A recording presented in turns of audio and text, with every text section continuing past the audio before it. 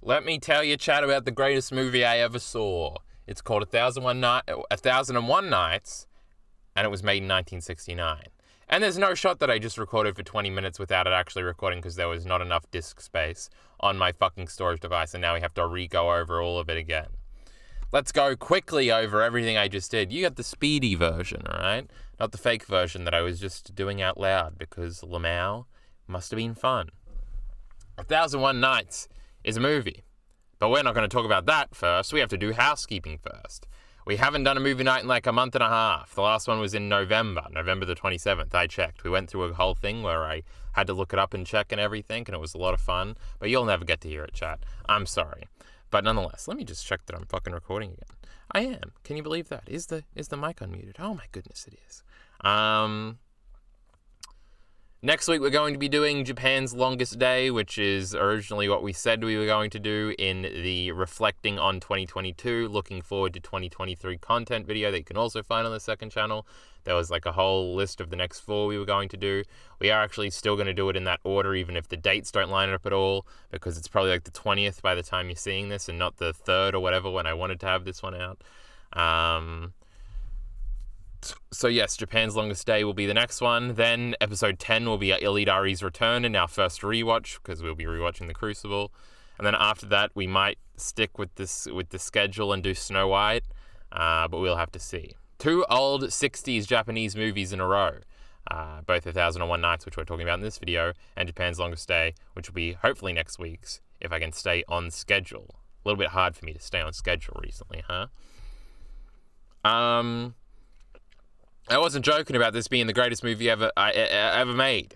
All right, it's the 3rd best movie I've seen on movie night. Fuck Apocalypse Now. Who knows what that is? Not me. I gave them both 4.5 stars on Letterboxd. Initially, I'd only given the movie 4 stars. But as I just said in the recording you'll never hear, the more I think about this movie, the more I like it. I think the biggest barrier to entry for this movie is the art style, and it's maybe at its worst at the very beginning. There's because obviously you're going to go in, you heard that one guitar strum, but I'm trying to keep the movie muted. First of all, it has the great song from the Shapes video. Obviously, I first learnt about this movie through the Shapes video he made, the No-Vid video he made, which was Pause and Select's little challenge for everybody to make a video about a video essay rather, about a movie or anime TV show, had to be anime related or manga related, I assume, that didn't have a video essay on it. You had to make one for an obscure piece of art, basically, and Shapes did it for this movie, and he had the fucking song. This isn't the song. The song stopped playing. We got past that part of the movie. No, I'm trying to mute. And it's the fucking Alden song, and he's just going off, and he's marching towards Baghdad, and it's fucking sick. Everybody remembers that great Shapes video. So finally, I decided we were going to actually watch the movie, see if it lived up to it. Turns out it did. Great. Movie also ends with that song, and Alden rushing out of Baghdad again. Great ending, but we're not up to that yet. So yeah, that's sort of the background of the movie. This is a Tezuka movie, who is sort of considered the godfather of anime. I've seen the title and thumbnail to that one YouTube video that claimed that. And when I was looking things up, it also claimed that in articles, so it's not just a YouTube meme. But he's an old anime bloke, made all your favorite anime, actually probably made all the anime that influenced your favorite anime. He's like the Go guy or something, but for anime, I mean, manga's better, so we don't need to give this prick too much praise. But nonetheless, he did some things. Now, these movies, or this movie, is part of a series, which are of his more obscure works, which I think there's like a spiritual trilogy he did, and we will be watching the next 2 movies in the spiritual trilogy at some point on movie night because I like this one so much. The other ones have to be good too. He didn't actually direct this one, I don't think. I think he directed the second one, but not the third one. The second one is about Cleopatra, and the third one is about something else. Belladonna of Sadness, I think is what it's called, and it's popping up in the recommended over here on YouTube. Oh, the fascinating thing is that this whole movie is just on YouTube. I don't think it is anywhere else. Shapes actually in that video talks about how he was working on the Blu-ray release for this movie, so you can probably buy it on Blu-ray somewhere, somehow. But you can watch it for free for the whole thing on YouTube, and it's pretty good quality. It's 180p or whatever. I wasn't complaining while watching it, so that's crazy. You can watch it all on YouTube, just like I did. It's the first movie I ever watched on YouTube. I never bought or rented a movie on YouTube or even stolen one on YouTube, so that was a new experience for me. Where are we up to in sort of our background house? Well, we're sort of done with housekeeping. We're giving background on the movie at this point. Oh, the trilogy of movie is called this spiritual trilogy that Tezuka at least oversaw, if not directed the second one. And his name is all over the credits for this one. And they sort of, everywhere you look, people talk about him making this movie, even though he didn't directly direct it. That's a hell of a phrase. So yeah, it's kind of a weird jumping on point because it's an obscure series called like Anarama or something. It has a funny name where he basically set out to make 3 adult-oriented anime movies that were supposed to like push through just the appeal of anime and become big successes worldwide. It doesn't seem like any of them did, but nonetheless they've resulted in some interesting pieces of animation for us to all watch, and I very much like the first one. And adult-orientated is very on the nose. There are a lot of sex scenes in this movie. No penetration, of course, but lots of boobs. There's even a rape scene. I think there's only one. So yeah, I've seen some people like yawn, say maybe it's the first hentai or something. I don't know if I'd go that far. It's not that titillating. You're not going to come to this movie, chat. Don't even try. I guess you could try and you probably could succeed. But I don't know. It's probably not the ideal viewing experience for me. I'm sure there's better, more explicit stuff out there. Unless you're a furry, of course. Because there is kind of a famous furry scene where an alien or... No, they're not aliens. They're like elves or something. No, they're not elves. There's like a specific term for them, what they are. They're like a couple. They're a cute reoccurring character. And she transforms into all sorts of animals, pink animals, and she becomes like a horse. And she basically sticks her ass in the center of the camera and makes all the other horses... No, actually, I think it's when she's a lioness. And makes all the lions hard and they get distracted and don't kill. I was going to say Alden, but it's not Alden at that point. It's Alden's daughter's boyfriend, whose name escapes me. It'll come back eventually. Come back to me, that is. Not through this yawning, I don't think. Jesus Christ. Every movie night we're having yawning fits. Shouldn't record these so late at night, but nonetheless. So was that the backstory? Was that part of the backstory? Yep, it was kind of, there's sexy stuff in it. The Shapes video, part of a 3 thingy, Tezuka fucking trilogy thingy. We'll be watching the other 2 later.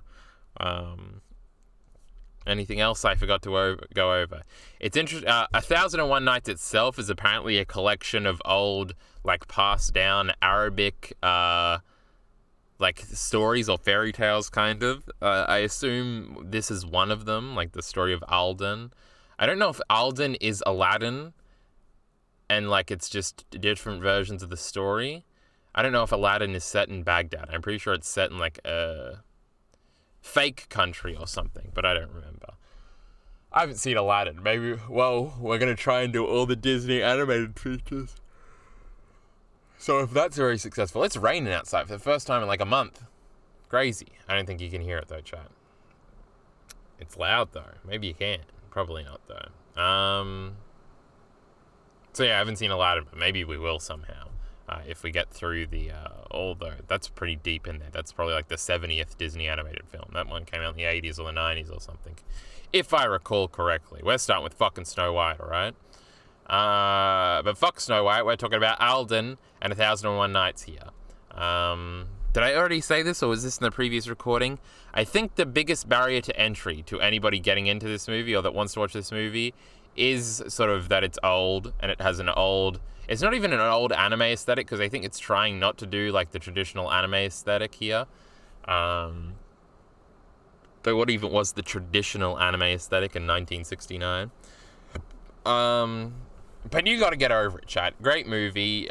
Even I was a little off-put by it, and I love stylized shit and old shit, and I want to get into more old anime and like the way it looks generally. But even at the beginning, I was like, ooh, this is looking a bit rough. Like the intro sequence with the song, it's got Alden, but it doesn't seem like he's moving forward in his walking cycle here. It looks like he's just standing in place because he doesn't move along with the backgrounds. Now, I think that might have been intentional. It's not just a limitation if they couldn't have him move. But it sort of is like, oh, maybe they just didn't know how to make people move in anime back then. Obviously they did. But then there's a very long title sequence.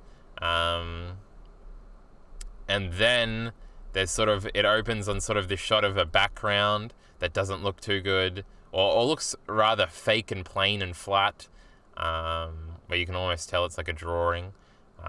Not that all anime is a drawing. Don't tell me or don't tell you that, chat. You'll be shocked to know. But then there's sort of some bad crowd shots, long shots that don't look too good. But then the movie starts and it's fucking sick, bro. And you get really used to the main art style where it's sort of close-ups on the characters and stuff really quickly. And it's fucking sick. And you got to get over it, chat, is what I'm saying. The movie, I should mention, is it's almost mainly a comedy.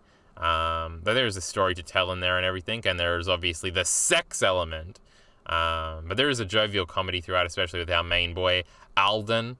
A bit of a goofball, this fella, but we'll talk about him and his story in a little bit, imminently.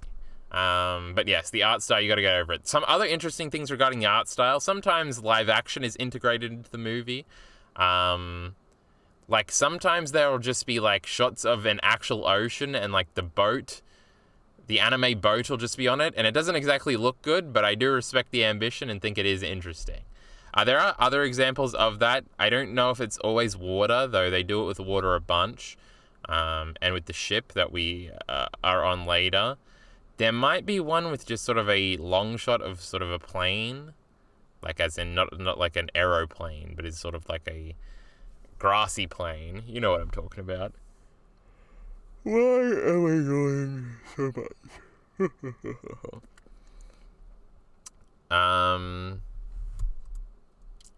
We were talking about art style. How much more is there to say about the art style? There's some great like animation cuts. Like there's one like vague expressionist seeming almost experimental like bodies conjoining sex shot that's really cool. There's a lot of sort of, sometimes it'll take like a minute and do a weird animation thing. There's one with flowers, which obviously they represent vaginas sometimes, chat. One with that early on where it's just sort of like an endless flower sort of hole. That one's great. I'm trying to remember some of the sequences. Lots of very interesting visual sequences throughout this movie. And some especially we'll talk about later towards the end. But let's talk about, I guess, the plot. What is 1001 Nights about? It's the story of this fella called Alden. Now, Alden marches into Baghdad, a humble water merchant, but he's sort of a scam artist. He's sort of a sleazy, scammy, scoundrel type fella. You've met him before. They're funny. They run away from the police all the time. They're taking advantage of stupid blokes on the street. And then my boy Alden over here, who we love, chat, get on his side. He runs into town and he not oversees, but he sees. Not overseeing as in he's doing it, but he overhears, I guess is the word I was looking for, but he does see it too. You understand, chat. He sees a slave auction with slave women and sexy ones, and the funny one is the first one is ugly, but they cover her up and then they do the dramatic reveal. The second one is the main girl, and by main girl, she might not actually be the main girl. But the girl, and he falls in love with the girl, and then he tries to offer like 2 coins or something, which is all he has, and then they get into a bidding war, the actual players, with like 17,000 coins or whatever, and eventually one wins. She is sold to like the police chief's doughy little son, who's very effeminate and flamboyant, and but very straight. He's not gay. We just coding him gay to make him unlikable. It's the late 60s, chat. But yeah, and then Alden just runs away with her. He just scoops her up and runs away, and there's a chase sequence, some funny chase visual gags, and he ends up like retreating with her into a mansion that ends up being owned by this one dude, and that's a plot point for a little while, and he's like creepily watching them. They have sex, chat. They are in love. I have no idea why the girl likes this dude, but you just roll with it, chat, because this is the 60s, and these female characters, especially this one, don't need to be fleshed out. It's great. And obviously the police chief himself is very corrupt. But his son is lusting after the girl, and she got stolen, so the whole corrupt police force of evil fucking policemen, namely this one henchman who's like Badley, I think might actually be his name, or Budley. I don't think it's literally supposed to be like Badley, like he's the bad guy, though he is the main villain of the film. It's an Arabic name, chat. Stop making fun of it.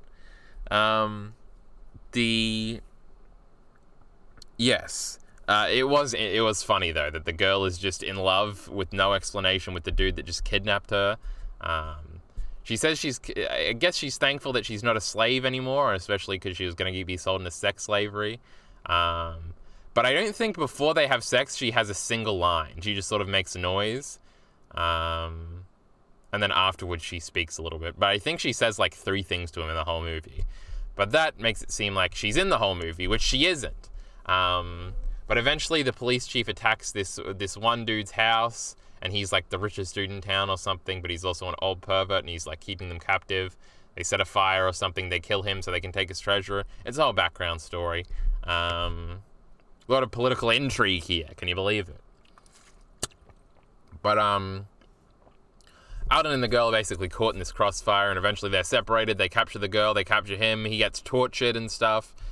Though it's kind of funny torture. Nothing in this movie is too like sad like that, though we'll get to some sad things. But the torture isn't like, he's the nails are drawn into his thing violently and he's screaming. He's sort of goofily and cartoonishly going through these torture contraptions, being waterboarded and crushed between gears and all these funny, hysterical things. And at this point in the movie, I'm like, all right, I get the movie. He sees the girl, we get cool sex scene, we want to see them together. They get separated, he's going to have to leave and go on a journey and then come back and take over Baghdad and get his girl back, and that's going to be the movie. And I was so sure. I was like 30 minutes in, I'm like, yes, I know exactly where this movie is going. This movie is going in some wacky fucking directions. This girl got pregnant, and we skip suddenly to 9 months later, and we only know this because she's giving birth, and she gives birth, what's their daughter's name? Though I'm pretty sure she thinks it's a son at the time. But this bitch fucking dies from pregnancy. She never sees Aldi again. I don't even know if she thinks if he's alive. Maybe she knows that she's alive, because she has like a heartfelt Kushina to Naruto speech to her as she's lying in the birthing bed about to die. But yeah, she gives the kid's name I should remember, because she ends up becoming a much bigger character in the film than her mother was. This is like 35 minutes in, and you're like, what? What's this fucking movie about? And he finds out, he's like told at the gate of the house when he tries to get back in, and like he guilts a guard into telling him what happened. And he's just sort of crushed. But then he kind of moves on really quick. And he heads off, and he ends up with like the bandit's daughter, and they fly off to Amazon snake land. That's definitely not that one island from One Piece with a bunch of princess snakes on it. It's like an island of beautiful girls that all want to fuck him, and he like abandons the like bandit girl, and she flies off, and she's mad because she was in love with him now all of a sudden. Some wacky shit in this movie. Some of like the 1960s sensibilities are very interesting. But I want to talk about that again later. Hopefully I remember. But towards the women are just in love with the main character. There's no explanation needed. He's not particularly good looking. He's not particularly strong or rich or anything. They just are. Because he's the main character, you see. But yes, then all these fucking women on this island, they all just have big orgies with him as the center point, and he's like loving life, and he has to eat like boner fruit that are shaped like peach, like hearts, but they're apples. But the big reveal twist is that they're all snakes or something. And he has to escape the island from all the snakes. He jumps into the sea. He's picked up on a ship. These blokes on the ship, they make him work, but he's like, I guess they kind of enslave him, but he like tricks his way out of it. and then they come to, like, there's this massive egg in the fucking middle of the ocean with this big moltres-looking bird that's protecting it, and they sort of fuck with the egg, and then the moltres bird sends them basically crashing into a different island that this big demon ogre is on, and then he, like, eats all of the crew except for Alden, and then the moltres bird comes in and fights the big ogre dude, and then Alden, like, gets knocked into the sea again, but then he finds a ship in, like, the bay, but it's like Satan's old shit, unironic, literal Satan, who abandoned the ship 500 years beforehand, and the ship has the power to basically grant anything, like, to make anything happen on the ship. So he, like, makes him a bed and stuff, and he wants him to make him a woman, but he can't make women for some reason. But basically, using the power of this overpowered ship, he takes over the world. Not really. He becomes the richest man in the world, though. Goes and gets all the biggest treasure, which is the first thing he says he wants to do when the ship is like, "You're my master now." The ship vowed that the first human to ever get to board it, not that it was a challenge or anything, just to find it, it would make its new master, as Satan once was, and give him all the powers. So this Alden prick has hit the jackpot. He becomes the richest man in the world. He changes his name to Sinbad. He has like he has a whole fleet of ships now and a bunch of servants, and he comes back to Baghdad. Now, he doesn't know he's got a fucking kid. So another narrative through line that you would have thought the movie would go with was like, oh, he's got to get back and he's going to find his kid again. He does find the kid, but he does try to fuck her a lot, not knowing that it's his daughter, and even tries to rape her a little bit. The big point is that he comes back to Baghdad and he wants to be king now. So he's like, me and the king are going to have a tournament type thing where we're going to show off 13 of our greatest treasures, because whoever is got the coolest treasures should obviously be king of Baghdad. And they, like, bless it under Allah. It is interesting that they do actually say Allah, and it's not just, I think they do say Kami in the Japanese, but I assume it's, like, somehow contextualized to be Allah and Satan. Because we're in Baghdad, right? Islam's powerful here. Not powerful, but just is the religion here. And then they have this fucking prize off. I'm spoiling the whole movie here, but just the selling point of this movie is that a bunch of crazy shit is happening. Like they both have, like, they own the most beautiful woman slave they own. They put them in, like, a fight. There's, like, an Asian girl and an African girl, basically. The African girl does a dance to hypnotize people, kind of a racist caricature. And the Asian girl, another kind of Asian a racist caricature, though this is made by the Japanese. Though I think she might have been Chinese coded. I'm not sure. But she has, like, a sword, and she ends up stabbing. That's how the police chief captain dies. But he has sort of become a redundant character at this point, because it's the police, like, the second in command, that's the real bad guy. Because he's a rapist. But we'll get to that later, too. Sinbad ends up winning, or through trickery or something becomes... Oh no, he loses the tournament, but then he puts them all on the ship. He's like, oh, I've got to show you my greatest treasure. He puts them on the ship and then tells the ship to go to the end of the earth or whatever. And so the actual king of Baghdad, is on the thing and he's leaving.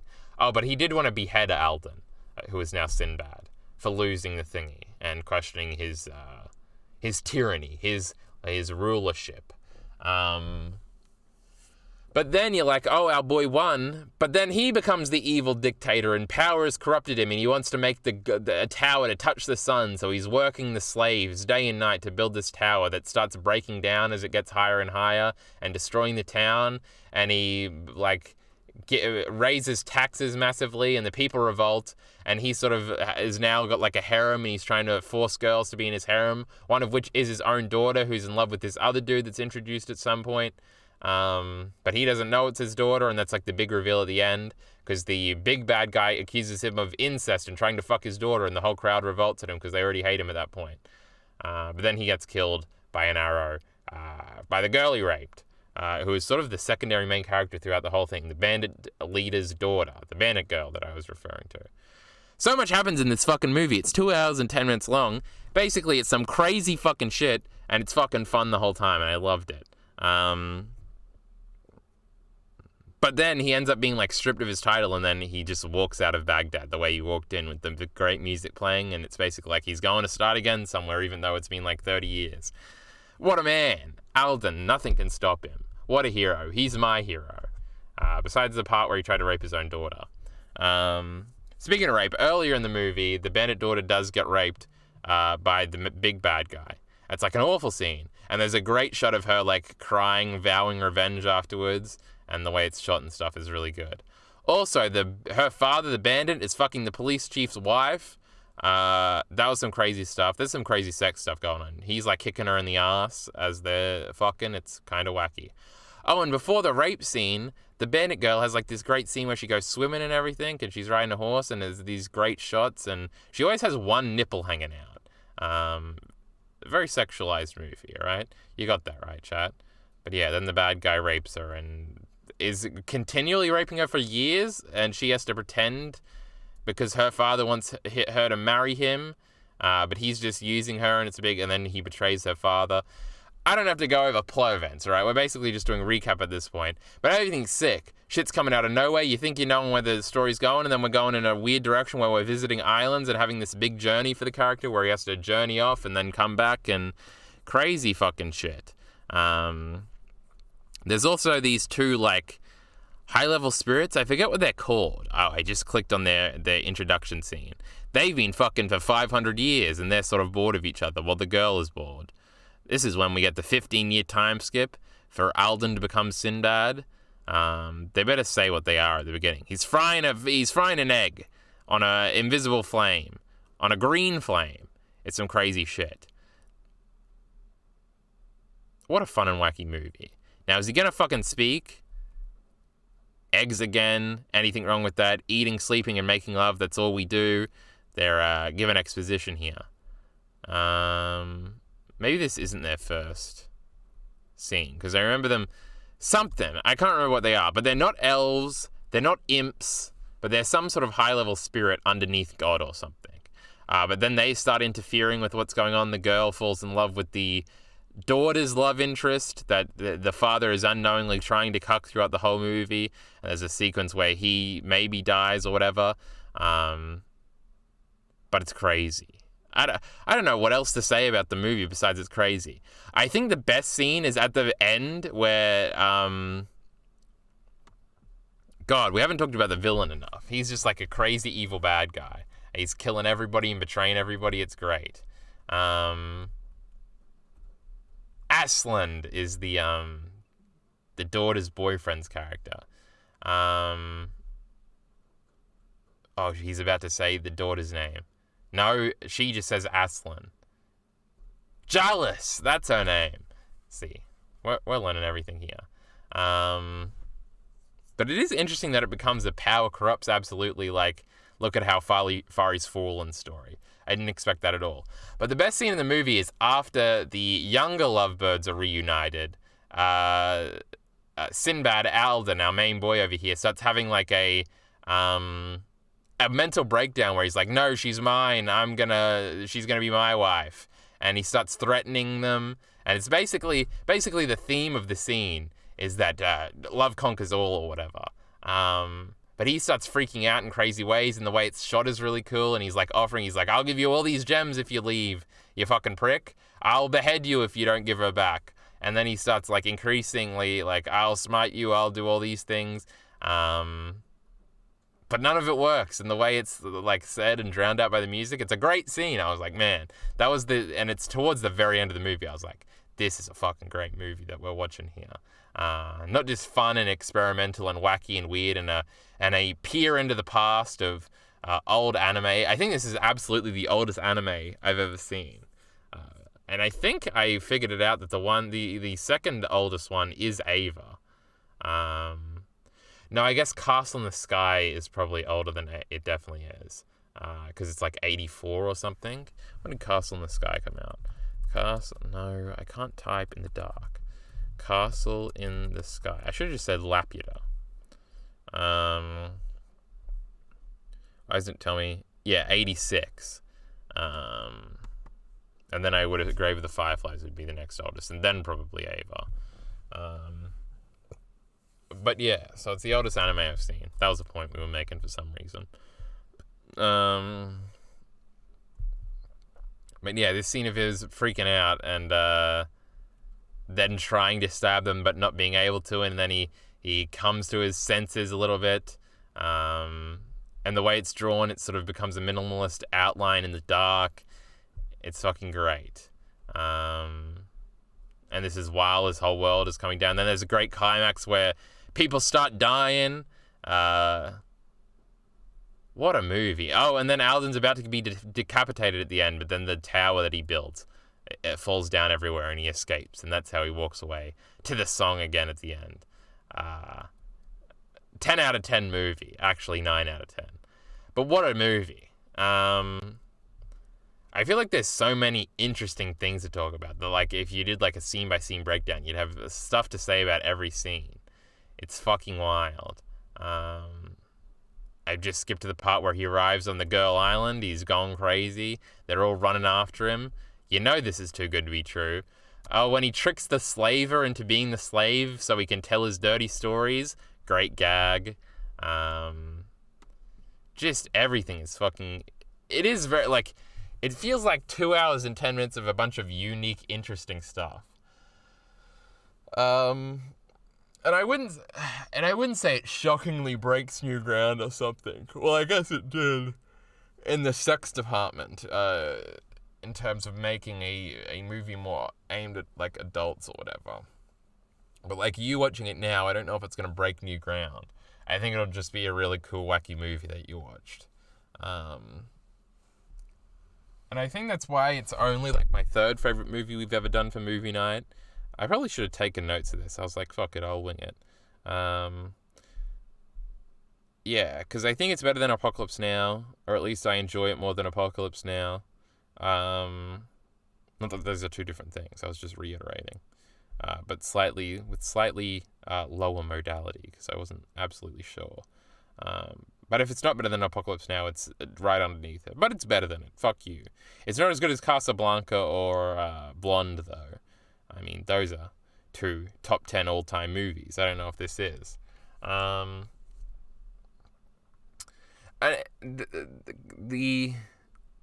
lot of interesting things come from, like, the era in which it's made. And I think Mad Men touches on some of these things because it sort of has an elderly presence. It feels like it's from a sort of a bygone time where just sort of the attitudes in the movie and how they're reflective. It's interesting.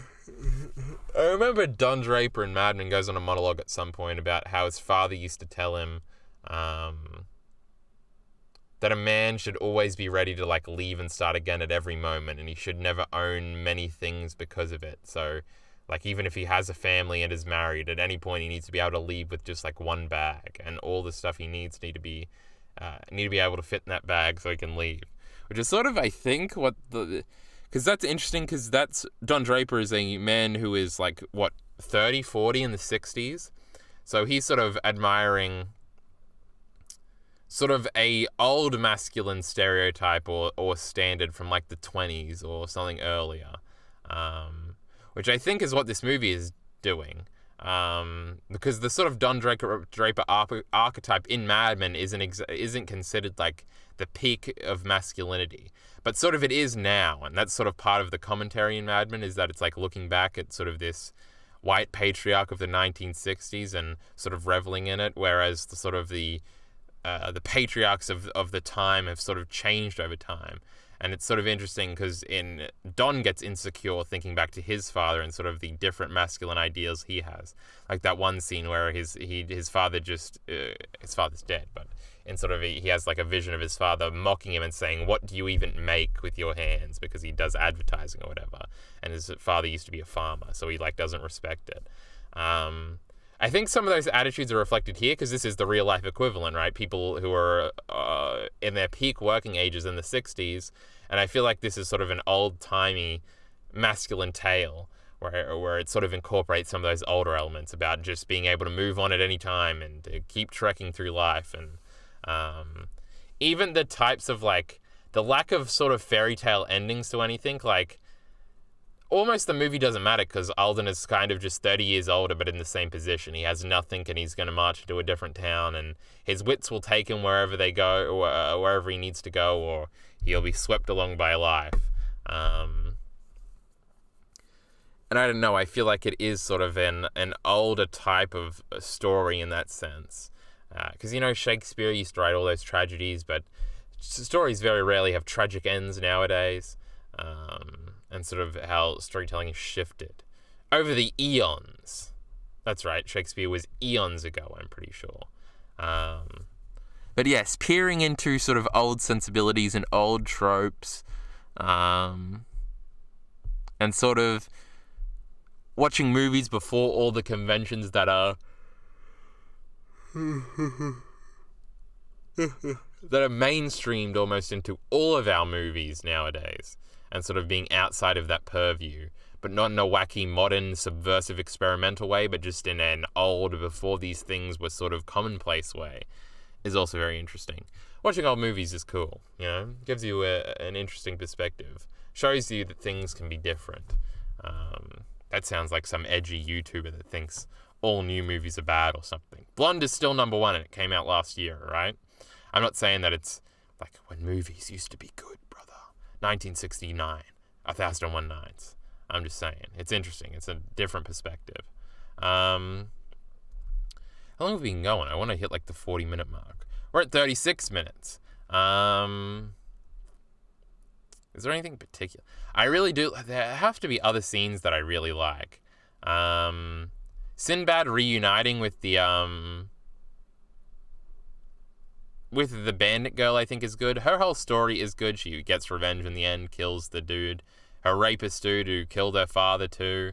That bastard. Badly. That's his name. Great name.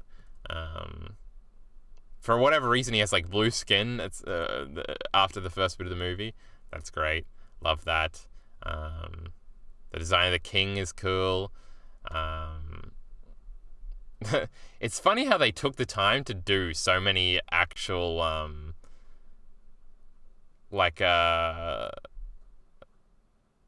what do you call it? Like entries in the contest that they have against each other. Like we see so many of their, like it could have just cut away after the first one to the last one and been like, oh, it's dramatic, it's all tied up.